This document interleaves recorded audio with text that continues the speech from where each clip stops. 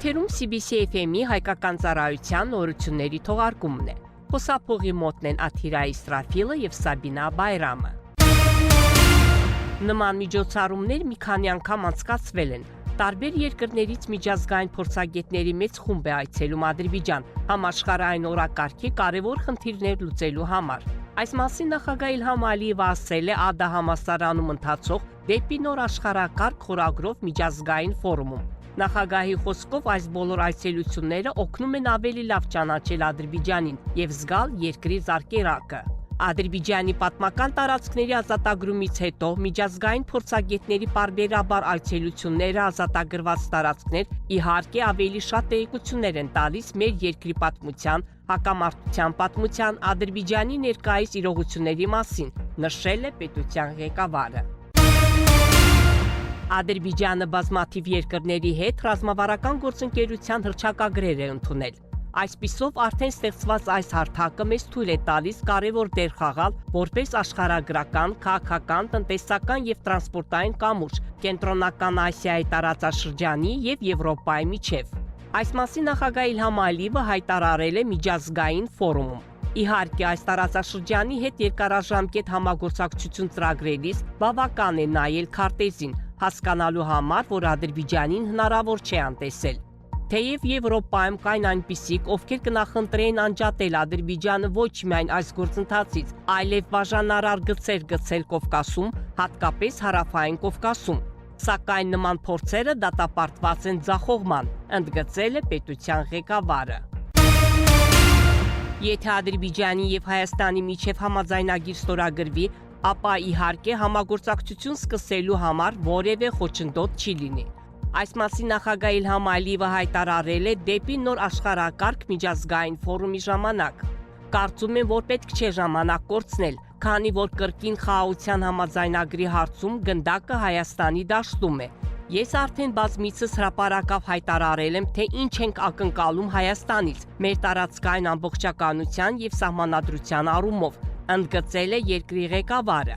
Ռազմական տեսանկյունից լինի դա Ղարաբաղյան երկրորդ պատերազմը կամ 2023 թվականի սեպտեմբերյան հակահաբեկչական գործողությունը եւ դրանից հետո մենք ինչ ենք անում մեր ռազմական ներուժն ուժեղացնելու համար, միանգամայն հասկանալի է։ Հատկապես եթե հաշվի առնենք, որ Հայաստանի ռազմականացման լուրջ գործընթաց է ընթանում։ Նոր դաշնակիցների կողմից հայերին մատակարարվող մահաբեր զենքերը չեն նպաստում խաղաղությանն ու կայունությանը, դա միայն ապագայում կբերի պոտենցիալ լարվածության, նշել է պետության ղեկավարը։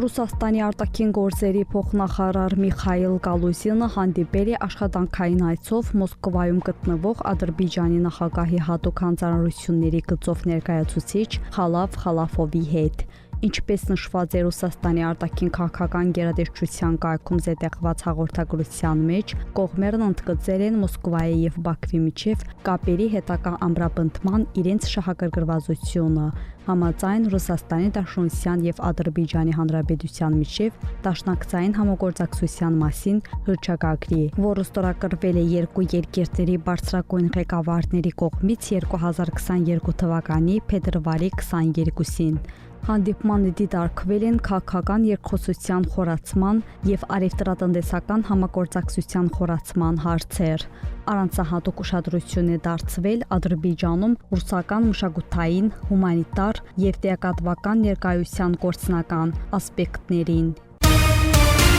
2025 թվականի պատրաստության պլանի համաձայն ադրբեջանական բանակում մարտավարական զորավարժություններ են անցկացվել նոր օպերատիվ հայեցակարգի կիրառմամբ։ Հաշվի առնելով ժամանակակից մարտական մեթոդները եւ հարմարեցված իրական մարտական պայմաններին։ Պաշտպանական գերատեսչության հաղորդագրության մեջ նշվում է, որ մարտական կրակով զորավարժությունների ընթացքին հետևել են պաշտպանության նախարար Զաքիր Հասանովը եւ բարձրաստիճան այլ պաշտոնյաներ։ Նախարարին զեկուցվել է, որ զորավարժություններին ներգրաված տարբեր նշանակության անօդաչու թռչող սարքերն իրականացնում են տարածքի հետախուզում եւ օպերատիվորեն մարտական կառավարման կենտրոն փոխանցում պայմանական հակառակորդի թիրախների տեղակայման եւ զրահատեխնիկայի տեղաշարժի մասին տվյալները։ Զորավարժությունների սցենարի համաձայն նախքան հարձակմանը հրետանային ստորաբաժանումները եւ ավիացիոն միջոցները հարվածներ են հասցրել պայմանական հակառակորդի կենտրոնացված ռեզերվներին եւ կենթանի ուժին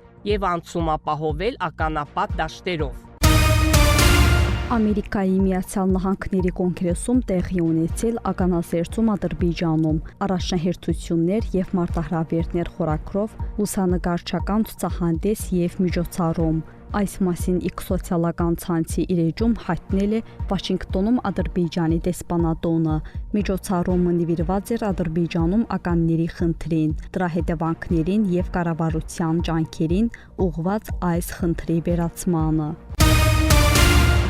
Կկառուցվի էլեկտրոհաղորդման գիծ, որը արևելյան Զանգեզուրը Նախճիվանի հետ կկապի Իրանի տարածքով։ Այս մասին հայտարարվել է Ադրբեջանի փոխվարչապետ տնտեսական, արևտրի եւ հումանիտար ոլորտներում Ադրբեջանի եւ Իրանի միջև համագործակցության պետական հանձնաժողովի համանախագահ Շահին Մուստաֆայևի եւ Իրանի Իսլամական Հանրապետության ճանապարհների եւ քաղաքաշինության նախարար իրանական կողմից հանձնաժողովի համանախագահ Ֆարզանե Սադեգի միջև ունեցած հանդիպմանը վստահություն է հայտնվել, որ արևելյան Զանգեզուրի տնտեսական շրջանը Նախճիվանի ինքնավար հանրապետության հետ Իրանի տարածքով կապող էլեկտրոհաղորդման գիծ կառուցումը ոչ միայն կնպաստի էներգետիկ անվտանգության ապահովմանը, այլև մեծ ներդրում կունենա էլեկտրոէներգիայի ոլորտում երկու երկիրների համագործակցության ամրապնդման գործում։ Դուք լսեցիք CBC FM-ի լուրերի թողարկումը, հետևեք մեր լուրերի հաջորդ թողարկումներին։ Իսկ այժմ եղանակի մասին։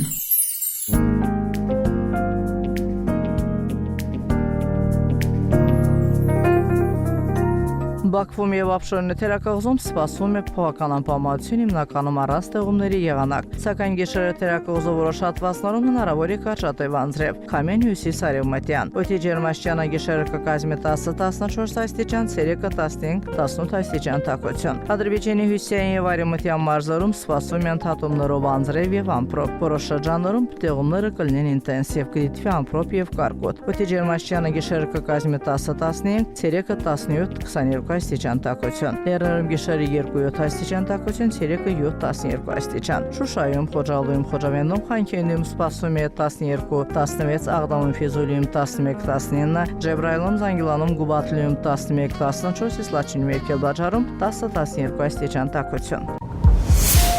102.7 FM